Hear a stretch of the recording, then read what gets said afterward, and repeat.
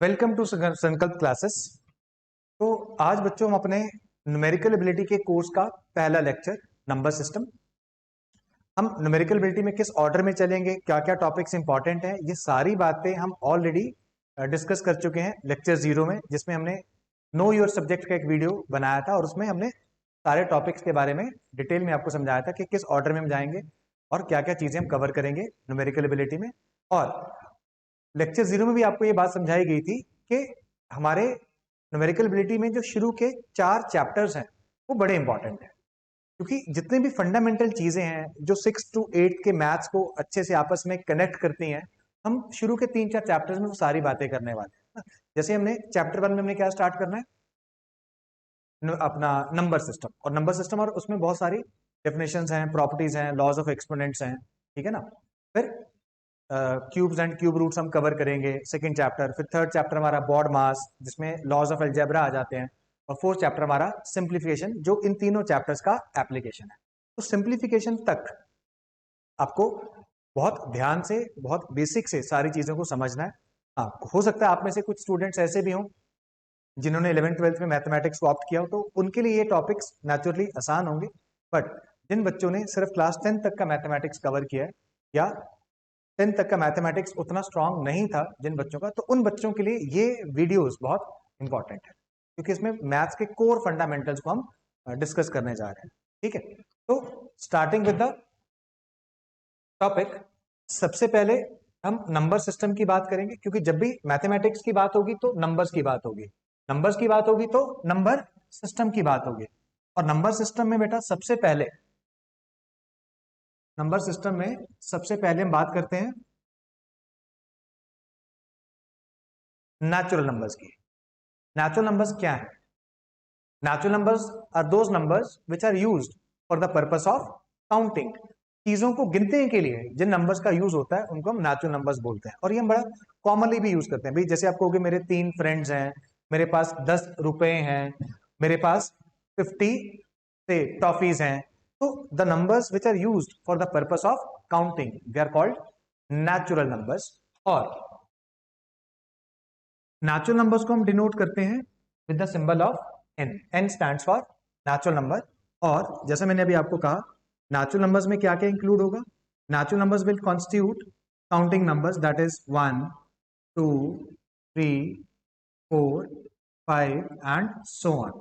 अगर कोई मेरे से सवाल पूछता कि बताइए कितने नेचुरल नंबर्स हैं, तो जाहिर है हमारा आंसर क्या होगा? इनफाइनाइट। मतलब जो हमारी काउंटिंग है, जो हमारे नंबर्स हैं, वो एंडलेस है, ये कभी नहीं रुकेंगे। 1 2 3 4 मतलब 100 1000 10,000 लाख 10 लाख करोड़ 10 करोड़। तो काउंटिंग इज नेवर एंडिंग। तो नेचुरल नंबर्स कितने हैं? अनगिनत। अनगिनत को मैथमेटिकली क्या बोलते हैं? इनफाइनाइट। ठीक है जी। अब मान लो अगर हमारा नंबर सिस्टम, अगर हमारा नंबर सिस्टम सिर्फ नेचुरल नंबर्स तक ही सीमित हो, हमें इसके अलावा और कोई नंबर पता ही नहीं है। नो डाउट आपको बहुत सारे नंबर्स पता है, आपने बहुत इतना मैथमेटिक्स आप सब लोगों ने पढ़ा है कि आपको पता है कि नेचुरल नंबर्स के अलावा बहुत सारे नंबर्स हैं। बट मैं हाइपोथेटिकली आपसे एक बात कर रहा हूं कि मान लेते हैं कि नेचुरल नंबर्स ही हैं, इसके अलावा कोई नंबर है ही नहीं। पहले इस चीज को प्रैक्टिकली सोचिए, मैं क्या कहने की कोशिश कर रहा हूं कि नेचुरल नंबर्स के अलावा और कोई मैथमेटिकल टर्म आपको आती नहीं है। आपको 1 पता है, 2 पता है, 3 पता है, 4 पता है, इसके अलावा कुछ नहीं। 1 2 3 4 and so on, nothing else. अब एक हाइपोथेटिकल सिचुएशन बनाते हैं। मान लेते हैं किसी आदमी की जेब में 100 रुपीज थे। अब वो 100 रुपीज गिर गए। अब वो सामने वाले को आके क्या समझाएगा कि मेरे पास कितने रुपीज बचे? देखो अब सारे लोग क्या बोल रहे हो? जीरो बोल रहे हो। पर हमारे नंबर सिस्टम में तो जीरो है ही नहीं। मैंने अभी आपको हाइपोथेटिकल सिचुएशन क्या दी थी कि हमारे जो नंबर्स हैं 1 2 3 4 से ही शुरू होते हैं, इसके अलावा कोई नंबर्स हमारे पास नहीं है। और प्रॉब्लम क्या बनी? एक पर्सन है, उसके पास 100 रुपीज है, वो गिर गए। और उससे सवाल पूछा जा रहा है, बताओ उसके पास कितने पैसे बचे या कितने रुपीज बचे? हमारे पास वो नंबर ही नहीं है आंसर कर। आया ना? तो कहने का मतलब ये हुआ कि जो नेचुरल नंबर्स हैं ये अपने आप में कंप्लीट नंबर सिस्टम नहीं है, ये नंबर सिस्टम की शुरुआत है। तो नेचुरल नंबर्स के अलावा और भी बहुत सारे तरीके के नंबर्स हमारे नंबर सिस्टम में प्रेजेंट है। और नेचुरल नंबर्स को अगर हम फर्दर एक्सटेंड करें तो हम कहां पे पहुंच जाते हैं? Concept of whole numbers. तो अभी हमने जैसे जीरो की बात करी, आपको सारे बच्चों को पता होगा जीरो की इन्वेंशन किसने करी? Aryabhatta, Indian mathematician. और होल नंबर्स क्या है? अगर हम नेचुरल नंबर्स में जीरो को जोड़ दें, मींस 0 1 2 3 4 एंड सो ऑन, तो ये जो नंबर्स हैं collectively they will be called whole numbers. कहने का मतलब होल नंबर्स में बेटा फर्क क्या आ जाता है? 1 2 3 4 तो अपन ने ऑलरेडी पढ़ लिया, किसमें? नेचुरल नंबर्स में। अगर हम नेचुरल नंबर्स में क्या ऐड कर दें? जीरो का, तो दैट बिकम्स होल नंबर। ठीक है बच्चों, नेचुरल नंबर। फिर नंबर सिस्टम को हमने एक्सटेंड किया। क्यों एक्सटेंड किया? क्योंकि जरूरत महसूस हो रही है कि देखो 1 2 3 4 से दुनिया की सारी मैथमेटिकल प्रॉब्लम्स को हल नहीं किया जा सकता, नंबर सिस्टम को एक्सटेंड करने की जरूरत है, जीरो की जरूरत है। तो जैसे हमने नेचुरल नंबर्स में जीरो को जोड़ दिया, क्या बन गया? होल नंबर्स बन गया। फर्दर होल नंबर्स को अगर आप आगे एक्सटेंड करोगे तो अगले टॉपिक जो हमारा बनता है that is factors and multiples. ये फैक्टर्स और मल्टीपल्स क्या चीज है, इसको बहुत ध्यान से समझते हैं। देखो किसी भी एक नंबर के जो डिवाइजर्स हैं ना, एग्जांपल से आपको अच्छे समझ में आएगा, जो भी एक नंबर के डिवाइजर्स हैं वो उनको फैक्टर्स बोला जाता है। देखो जैसे एग्जांपल आप देख पा रहे हो बेटा, नंबर इज 12, तो जो 12 है वो 1 के टेबल में आता है, 1 12 आर 12। 12 जो है वो 2 के टेबल में भी आता है ना? 1 इंटू 12 इज 12, या 2 टाइम्स 6 दिस इज ऑल्सो 12, या ऐसे कह लीजिए 3 टाइम्स 4 इज 12। ठीक है ना? तो अब रिवर्स ऑर्डर में लिख दोगे उसका कोई फन नहीं है। 4 टाइम्स 3 इज 12, या 6 टाइम्स 2 इज 12, या 12 टाइम्स 1 इज 12, राइट? तो 12 किन किन के टेबल में आता है? तो जिन जिन भी टेबल में आता होगा वो क्या बन गए? उसके फैक्टर्स। तो 12 के फैक्टर्स कितने हो गए? 1 2 3 4 5 6। 12 के 6 फैक्टर्स हैं। ये ऐसा कह सकते हैं हम कि जो 12 है वो 6 नेचुरल नंबर्स के टेबल में आता है। टेबल आप लोगों ने छोटी क्लासेस में जरूर पढ़े होंगे, है ना? 2 का टेबल, 3 का टेबल, 4 का टेबल। तो यहां पे हम क्या समझने की कोशिश कर रहे हैं कि जो 12 है, 12 is present in the table of 1 as well as table of 2 as well as table of 3, table of 4, table of 6, table of 12। तो ये सारे के सारे क्या कहलाएंगे? फैक्टर्स कहलाएंगे 12 के। ये ऐसे कह लीजिए, जब हम 12 को 1 से डिवाइड करेंगे, या 12 को 2 से डिवाइड करेंगे, 12 को 3 से डिवाइड करेंगे, या 4 से, या 6 से, या 12 से, तो हमारे पास रिमाइंडर 0 आएगा। ये रिमाइंडर क्या है, क्वोशिएंट क्या है, इसके बारे में भी अभी हम थोड़ी देर में डिस्कशन करेंगे। बट अभी के लिए एक मोटा मोटा आइडिया आप समझने की कोशिश करो कि फैक्टर्स हम बोलते किसको हैं, और किसी भी नंबर के जो फैक्टर्स हैं वो क्या होंगे? फाइनाइट होंगे, मतलब जिनको हम गिन सकते हैं। काउंटेबल नंबर ऑफ फैक्टर्स होंगे किसी भी नंबर के। Got it? और एग्जांपल्स लेते हैं। जैसे हम यहां पे आ जाइए, अगर हम 6 की बात करें, 6 के टेबल में, जैसे कह लीजिए 6 किस किस टेबल में आता है वो आप समझ सकते हैं।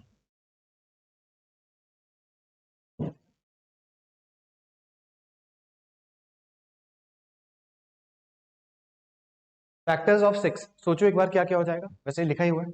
ठीक है, फैक्टर्स क्या हो जाएगा? 1 2 3 6। नहीं समझे? 6 जो है वो 1 के टेबल में भी है, 2 के टेबल में भी है, 3 के टेबल में भी है, और 6 के टेबल में भी है। ऐसे ही अगर 24, ये थोड़ा बड़ा एग्जाम्पल हो गया, तो 24 किस किस के टेबल में आएगा? 1। ये ऐसे कह लो 24 किस किस से डिविजिबल होगा? तो 1 से डिविजिबल है, 2 से डिविजिबल है, 3 से डिविजिबल है, 4 से डिविजिबल है, 6 से, 8 से, 12 से, 24। ऐसे ही आप 36 के लिए भी देख सकते हो। ठीक है? तो फैक्टर्स का मतलब क्या हुआ? फैक्टर्स ऑफ ए नंबर वो नंबर्स हैं जो उस नंबर को कंप्लीटली डिवाइड कर सके। ठीक है, एक और एग्जांपल बनाते हैं। मान लीजिए मैं 16 के फैक्टर्स लिखना चाहता हूं, 16 के। ठीक है जी? तो जो 16 है, 16 किस किस से डिविजिबल है? 1 से, 2 से भी डिविजिबल है क्योंकि 2 8 आर 16, 3 से नहीं होगा, 4 4 आर 16, 5 से नहीं है, 6 से नहीं है, 7 से नहीं है, 8 इंटू 2 टाइम्स 16, फिर 16 1 आर 16। तो 16 के जो फैक्टर्स हैं वो क्या हो गए, 1 2 4 8 एंड 16। ये ऐसे कह सकते हो 16 के कितने फैक्टर्स हो गए, 5 फैक्टर्स हो गए। ठीक है जी। अब इसको हम एक जनरल मीनिंग देने की कोशिश करते हैं कि फैक्टर का मतलब क्या है। तो मोटा मोटा हम ऐसे कह सकते हैं, अगर कोई भी नंबर ए बी से डिविजिबल है, मतलब ए को अगर अपन बी से डिवाइड करते हैं तो रिमाइंडर 0 आ जाए, तो B will be called factor of A, या A is called multiple of B. आपको इस डेफिनेशन को बहुत अच्छे से दिमाग में उतारना है। ये जनरल डेफिनेशन हो गया फैक्टर का और मल्टीपल का। एक बार फिर से एक एग्जांपल के माध्यम से समझते हैं। अगर मैं 16 को 2 से डिवाइड करता हूं तो 8 आंसर आता है, या अगर मैं 20 को 5 से डिवाइड करता हूं तो 4 आंसर आता है। तो हम क्या बोलेंगे कि 2 इज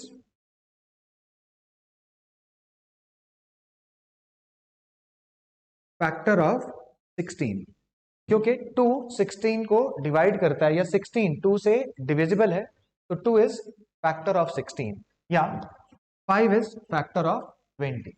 ठीक है। If any number A is divisible by B, तो बी को क्या बोलेंगे, फैक्टर बोलते हैं, और ए को क्या बोलेंगे, मल्टीपल बोलेंगे ऑफ। जैसे 2 इज 16 इज, उल्टा लिखना हो तो इसी बात को हम क्या लिखेंगे, 16 इज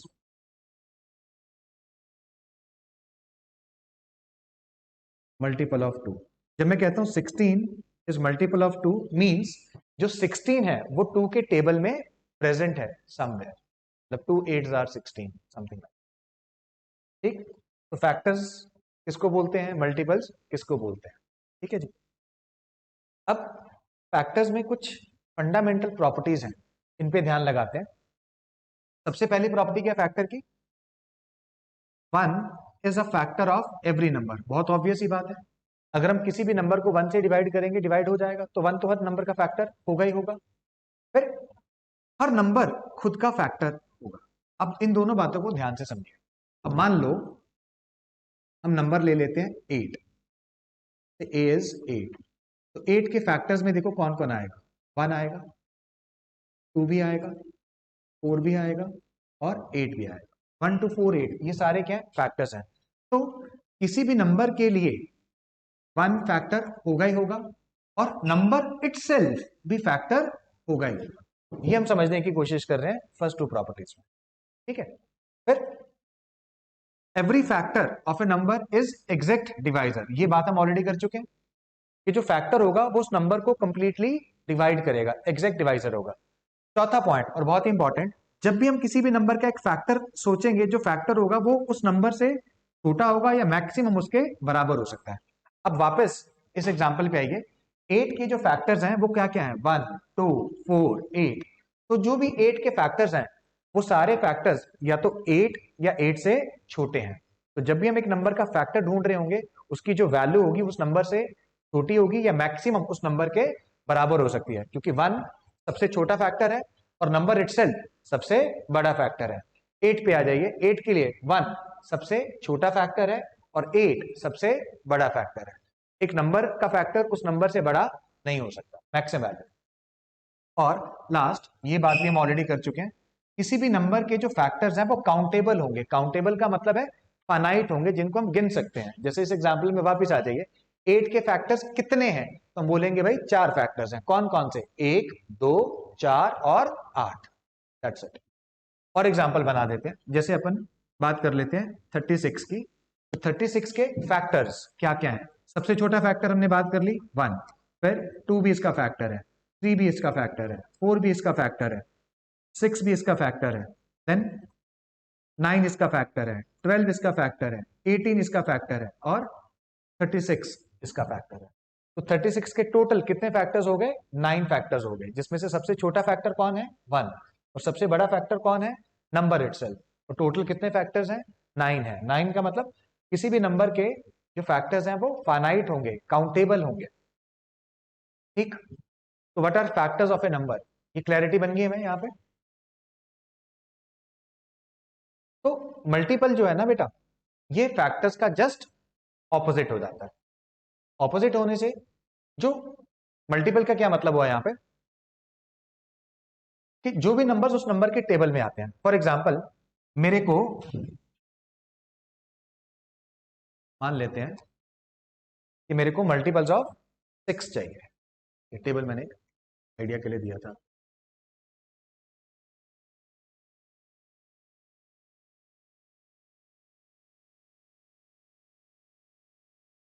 अगर हम मल्टीपल्स ऑफ 6 की बात करना चाहते हैं तो कुछ भी नहीं है, आपको 6 का टेबल चला देना है, that's it. 6 1s are 6, 6 2s are 12, 6 3s are 18, 24 and so on.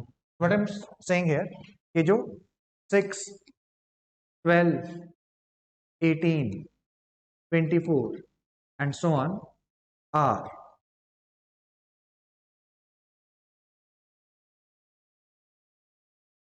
Multiples of 6। This is the idea कि मल्टीपल्स हम किसको बोलते हैं।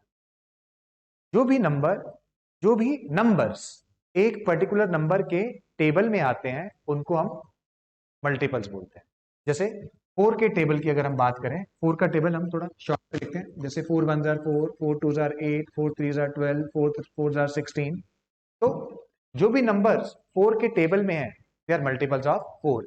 जो भी नंबर्स 10 के टेबल में है दे आर मल्टीपल्स ऑफ 10। तो फैक्टर क्या है? जो उस नंबर को डिवाइड करे। और मल्टीपल्स ऑफ ए नंबर क्या है? जिनसे वो नंबर डिवाइड हो सके। दोबारा से सुनिए, जैसे तो एग्जांपल लेता हूं लास्ट में। अगर मैं आपसे कहूं 4 इज फैक्टर ऑफ 12, ये बोलना भी सही होगा। और अगर मैं आपसे कहूं 12 इज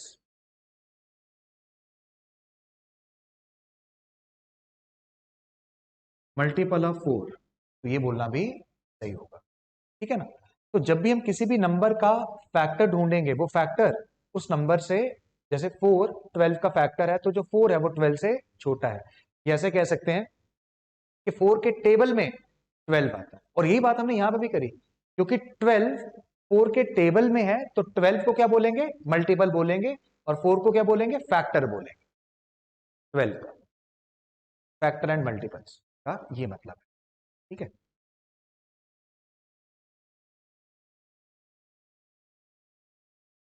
अब मल्टीपल की प्रॉपर्टीज पे आते हैं। देखो, जब भी हम किसी नंबर का मल्टीपल ढूंढेंगे, उसकी जो वैल्यू आएगी वो हमेशा उस नंबर के बराबर या उससे बड़ी ही आएगी। क्योंकि मल्टीपल्स का मतलब क्या है? वो नंबर्स जो उस नंबर के टेबल में आते हैं। जैसे हम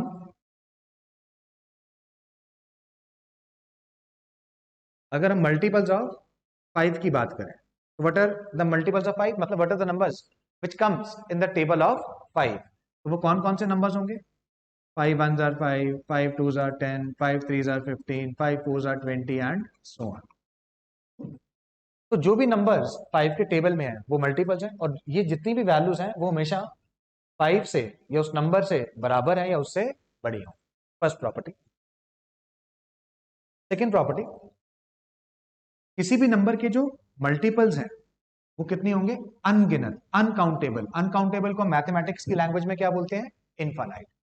for any number there are infinite number of multiples. जैसे कि अगर हम 5 की एग्जांपल हम ले रहे थे, 5 का टेबल अगर मैं आपसे कहूं कहां तक चलेगा, तो आपको होगा सर ये तो कभी रुकने ही नहीं वाला। 5 के मल्टीपल्स तो हमारे नेचुरल नंबर्स में, हमारे नंबर सिस्टम में बनते ही रहेंगे, कहीं खत्म होगा 5 का टेबल?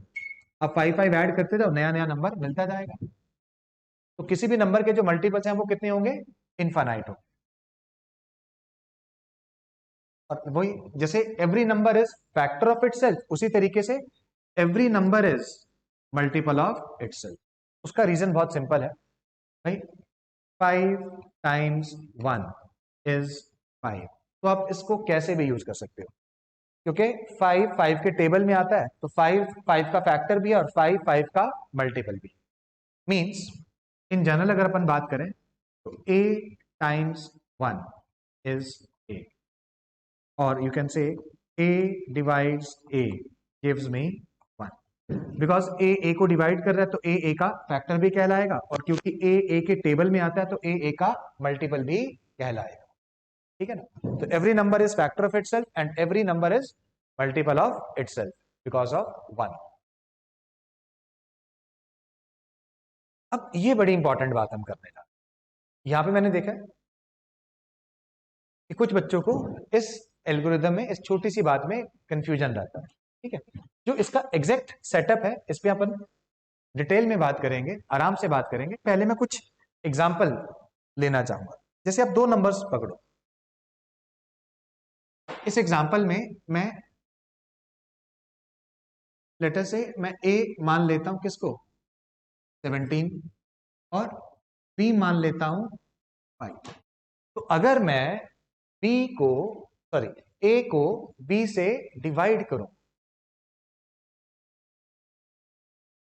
17 को अगर हम 5 से डिवाइड करना चाहते हैं बेटा, तो आप ये बोलोगे ना कि सर पूरा तो डिवाइड होगा नहीं। अगर मेरे को 17 को लिखना है तो मैं कैसे लिखूंगा, 5 टाइम्स 3 प्लस 2, आया ना? मीन्स जब हमने 17 को, तो 17 क्या हो गया मेरे लिए, डिविडेंड। मतलब जिस नंबर को डिवाइड किया जाता है उसको हम बोलते हैं डिविडेंड। 5 क्या हो गया हमारे लिए, डिवाइजर। ये 3 क्या हो गया हमारे लिए, क्वोशिएंट। और ये 2 क्या हो गया हमारे लिए,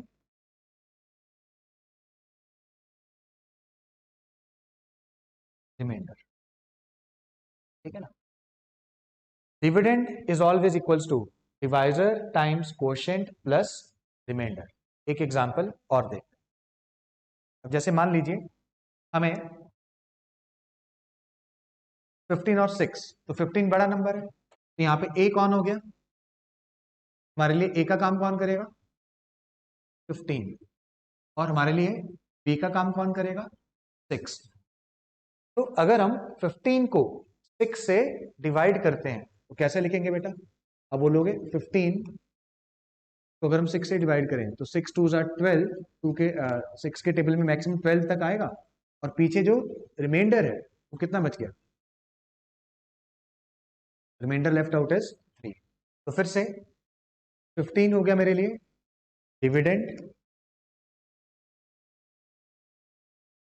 6 हो गया मेरे लिए डिवाइजर, 2 हो गया मेरे लिए क्वोशिएंट, और 3 हो गया इस एग्जांपल में remainder. Dividend is divisor into quotient plus remainder. एक और एग्जांपल लेते हैं, लास्ट एग्जांपल।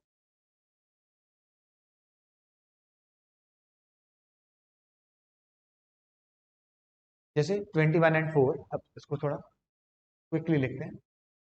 तो 21 हमारे लिए क्या बन गया, डिवाइजर। इसको हमने डिवाइड किया, सॉरी 21 हो गया हमारे लिए डिविडेंड, 4 हो गया डिवाइजर। तो 4 टाइम्स 5 20 प्लस 1, 1 इज रिमेनिंग।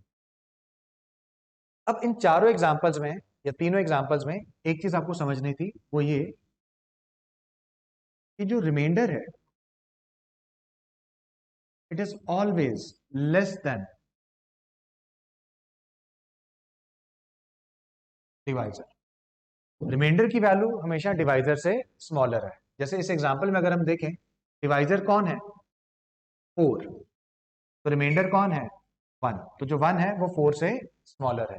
अगर हम प्रीवियस एग्जांपल्स में वापस आ जाएं तो यहां पे देखिए बेटा, डिवाइजर कौन है 6, रिमाइंडर कौन है 3, तो जो रिमाइंडर की वैल्यू है वो 6 से छोटी है। सिमिलरली पहले एग्जांपल में रिमाइंडर 2 है, डिवाइजर 5 है, तो जो रिमाइंडर की वैल्यू है वो हमेशा छोटी है। अब इसको एक जनरलाइज्ड मैं समझाता हूं। मान लो मैं 3 कंसेक्यूटिव या 3-4 नंबर्स लेता हूं, मैं 22 से स्टार्ट करता हूं। मान लो 22 को अगर हमने 3 से डिवाइड किया तो क्वोशिएंट 7 आ गया, रिमाइंडर 1 आ गया।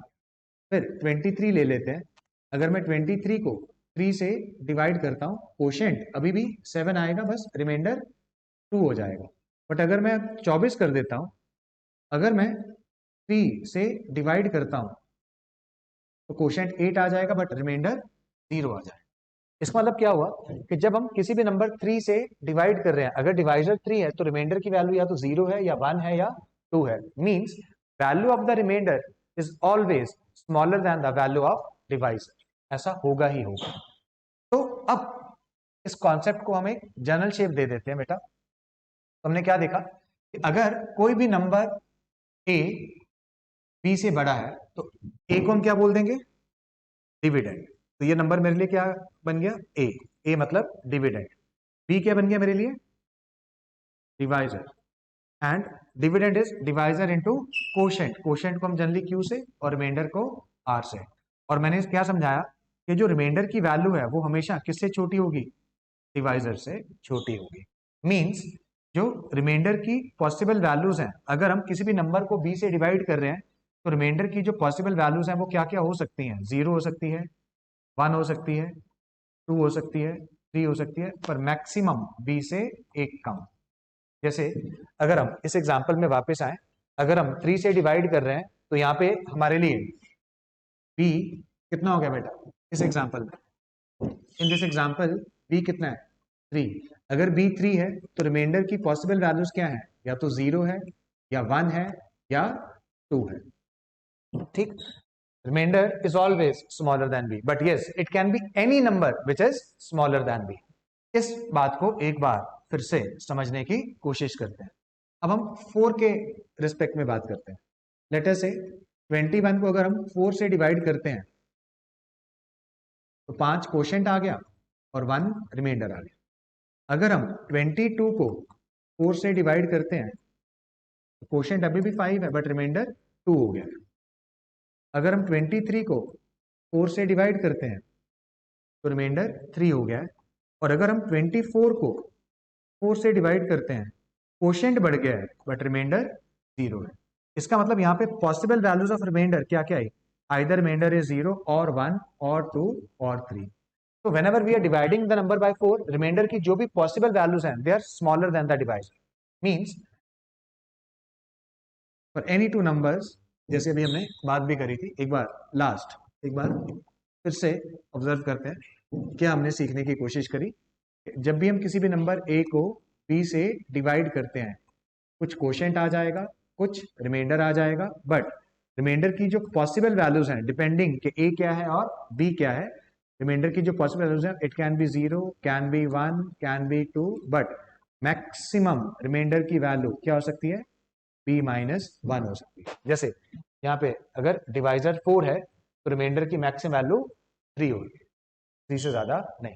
तो अगर डिवाइजर b है तो रिमाइंडर की मैक्सिमम वैल्यू b माइनस 1 हो सकती है, इससे ज्यादा नहीं हो सकती। ठीक है, तो डिवीजन एल्गोरिथम इसको बोलते हैं।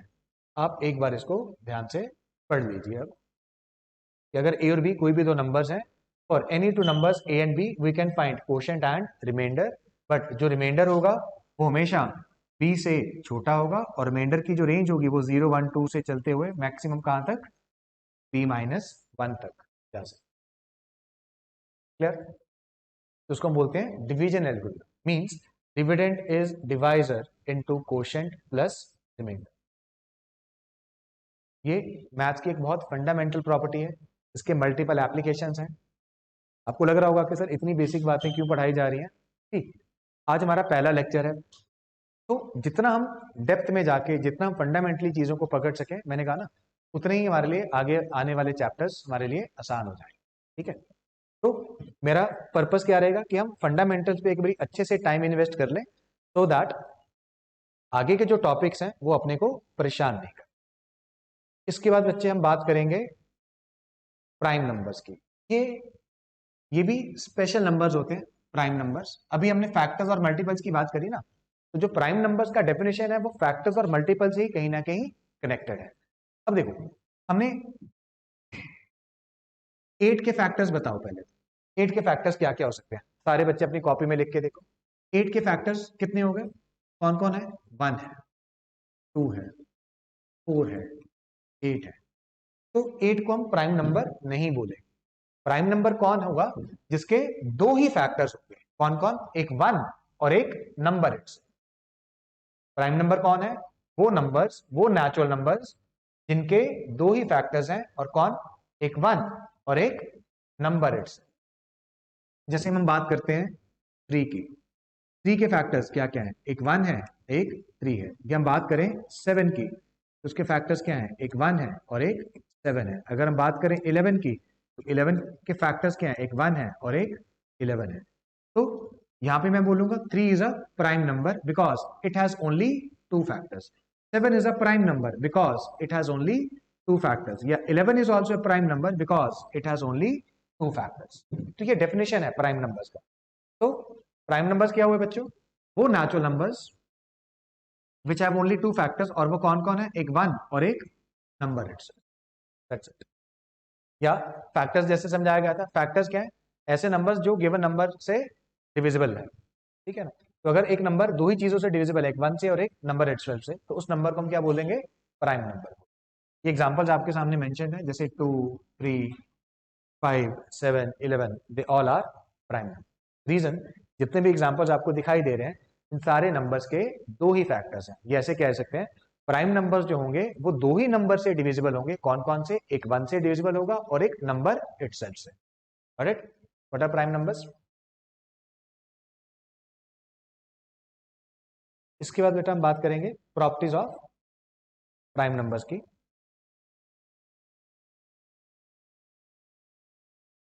फिर प्राइम नंबर्स का just opposite composite numbers. Now what are composite numbers? वो numbers which have more than 2 factors. अभी मैंने एग्जांपल भी दिया था,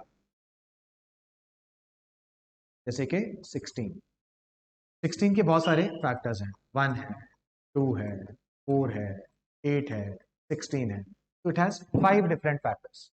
So if a number has more than 2 factors, it is called a composite number, and if a number has only 2 factors, then it is called a prime number.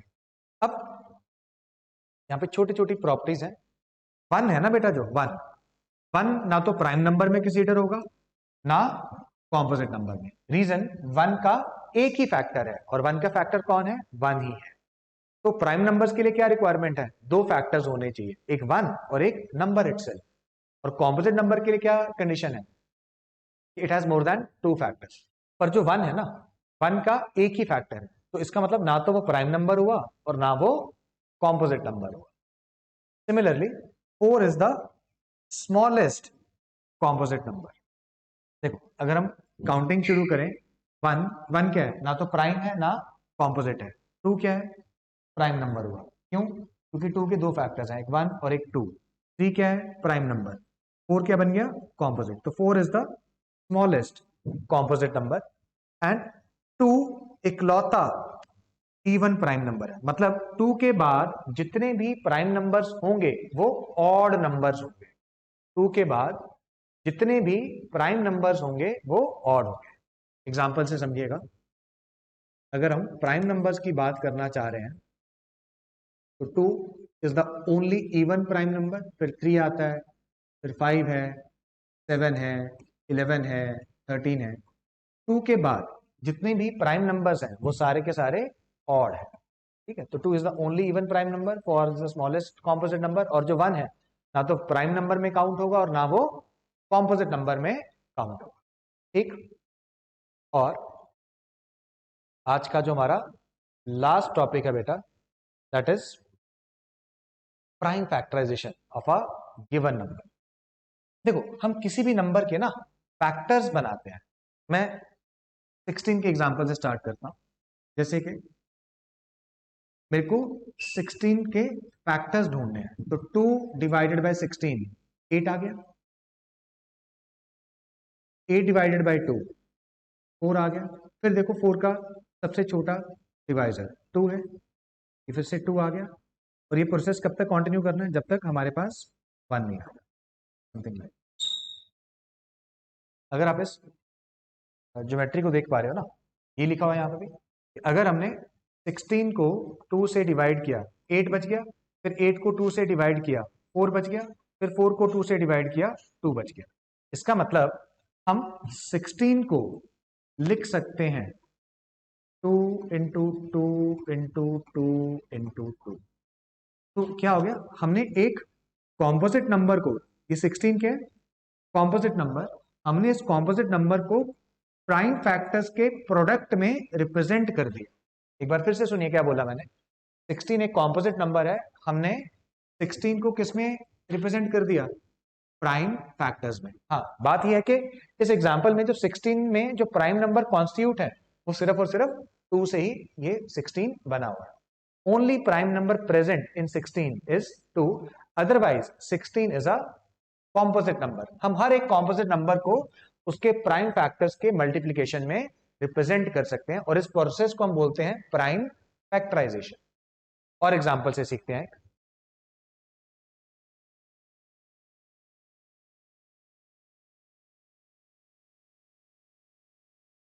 जैसे अगर हम इस example पे आ जाए 28, तो प्रोसेस सेम रहेगा। 28 मेरे को पता है 2 से डिविजिबल है, तो 2 से डिवाइड करने पे क्या बच रहा है, 14। अब 14 का सबसे छोटा फैक्टर डिवाइड करने के लिए 2 समझ में आता है, तो जब 14 को 2 से डिवाइड करेंगे क्या बचेगा, 7। अब 7 अपने आप में एक प्राइम नंबर है, 7 को तो हम 7 से ही डिवाइड कर पाएंगे, तो क्या बचेगा लास्ट में, 1। इट मीन्स 28 एक कॉम्पोजिट नंबर है, और 28 के प्राइम नंबर्स क्या क्या है, मतलब 28 के इन प्राइम नंबर्स के प्रोडक्ट से बना, तो हम बोलेंगे 2 टाइम्स 2 टाइम्स 7। ये हो गए 28 के प्राइम फैक्टर्स। प्राइम फैक्टर्स मतलब 28 में कौन कौन से प्राइम नंबर्स प्रेजेंट है, हम बोलेंगे prime number 2 is present how many times, 2 times. In 28 prime number 7 is present how many times, 1 time. जैसे अभी थोड़ी देर पहले अपन ने 16 का एग्जांपल किया था, तो 16 में प्राइम नंबर कौन सा अवेलेबल है, only 2, but that prime number is present how many times, 4 times. और हो सकता है आपने छोटी क्लासेस में इस रिप्रेजेंटेशन को भी पढ़ा हो, 2 रेज टू पावर 4। ये हमारा एक इंडिपेंडेंट टॉपिक है, लॉज ऑफ एक्सपोनेंट्स। ये चीजें हम वहां पे भी पढ़ेंगे, बट हाँ काफी बच्चों को इस चीज का आइडिया होगा। तो 2 मल्टीप्लाइड 2, 4 टाइम्स को हम 2 पावर 4 भी लिख सकते हैं। अगले एग्जाम्पल पे बढ़ेंगे। जैसे 38 की अगर हम बात करें, तो 38 में दो ही प्राइम फैक्टर्स इन्वॉल्व होंगे, एक 2 और एक 90। तो 38 consist of the product of 2 and 90। अब जैसे मान लीजिए मेरे को 48 के प्राइम फैक्टर्स निकालने हैं, तो प्रोसेस वही रहेगा। सबसे पहले हम क्या करेंगे, 48 का सबसे छोटा डिवाइजर ढूंढ लेते हैं, दैट इज 2। तो 2 से डिवाइड करने पे 24 मिल गया बेटा, फिर 24 को 2 से डिवाइड कर लो, 12 मिल गया, फिर 12 को 2 से डिवाइड कर लो, 6 मिल गया, फिर 6 को 2 से डिवाइड कर लो, 3 मिल गया, 3 को 3 से डिवाइड करने पे 1 मिल गया। तो 1 से फर्दर डिवीजन पॉसिबल नहीं है। इट मीन्स जो 48 है इसमें क्या क्या प्राइम नंबर्स इन्वॉल्व है, prime number 2 is involve, but how many times, 4 times. And prime number 3 is involve, how many times, 1 time. और इसी चीज को लिखने का दूसरा तरीका जो मैंने थोड़ी देर पहले बताया, we can write it as 2 raise to power 4 multiplied with 3 raise to power 1। Means 48 के प्राइम फैक्टराइजेशन में दो ही प्राइम नंबर्स इन्वॉल्व हैं, और वो कौन कौन से हैं, एक 2 है और एक 3 है। एक और एग्जांपल लेते हैं। यहाँ पे थोड़ा सा बड़ा नंबर लिया जानबूझ के, ताकि आपको प्रोसेस अच्छे से समझ में आ जाए। जैसे 720 के प्राइम फैक्टर्स अपने को निकाल, तो मेरे को पता है जो 720 है वो 2 से तो डिविजिबल होगा ही, तो क्या बचेगा, 360। तो 360 भी 2 से डिविजिबल होगा ही, क्या बचा, 180। फिर 180 भी 2 से डिविजिबल होगा, तो क्या बचा, 90। फिर 90 फर्दर 2 से डिविजिबल होगा, तो क्या बचा, 45। फिर 45 3 से डिविजिबल होगा, क्या बचा, 15। फिर से ये 3 से डिविजिबल होगा, तो क्या बचा, 5। 5 को हम कैरी फॉरवर्ड कर ही देंगे। इट मीन्स 720 में क्या क्या प्राइम फैक्टर्स इन्वॉल्व है, 2 is multiplied how many times, 4 times. 3 is multiplied how many times, 2 times. And 5 is multiplied 1 time. Means 720 can be expressed as 2 power 4 multiplied with 3 ka power 2, because 3 is present 2 times, multiplied with 5 raised to power 1. Or we can say 720 consists of 3 prime numbers which are 2, 3 and 5. But yes, 2 is involved how many times, 4 times, 3 is coming 2 times and 5 is coming. This is how we go for prime factorisation of any composite number. जब भी हम prime factorisation करते हैं वो किसकी करते हैं? Composite number की। कॉम्पोजिट नंबर क्या है? जिनके दो से ज्यादा फैक्टर्स हैं। प्राइम नंबर्स क्या है? जिनके सिर्फ दो ही फैक्टर्स हैं, एक 1 और एक नंबर इट्स। ठीक, तो prime factorisation of any natural number क्या process? I hope this is clear. और फिर हम नंबर सिस्टम को एक्सटेंड करते हुए पढ़ेंगे इंटीजर्स। मैं एक बारी रिकॉल करवा देता हूं।